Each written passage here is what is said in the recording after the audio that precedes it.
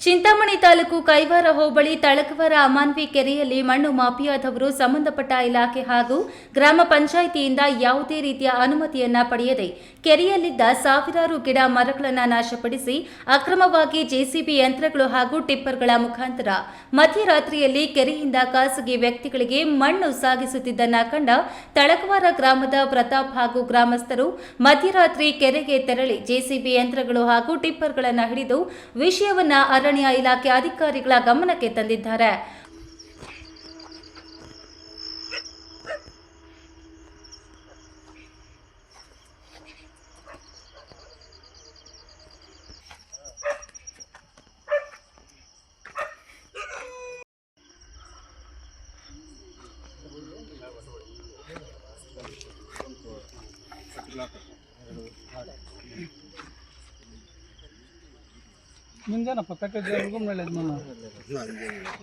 ವಿಷಯ ತಿಳಿದು ಕೂಡಲೇ ಸ್ಥಳಕ್ಕೆ ಆರ್ಎಫ್ಒ ವೀರಭದ್ರಪ್ಪ ನೇತೃತ್ವದಲ್ಲಿ ಡಿಆರ್ಎಫ್ಒ ಚಂದನ್ ಮತ್ತು ಸಿಬ್ಬಂದಿ ಭೇಟಿ ನೀಡಿ 2 ಜೆಸಿಬಿ ಯಂತ್ರಗಳು ಹಾಗೂ 2 ಟಿಪ್ಪರ್ಗಳನ್ನು ವಶಕ್ಕೆ ಪಡೆದುಕೊಂಡು ಮುಂದಿನ ಕ್ರಮ ಕೈಗೊಂಡಿದ್ದಾರೆ.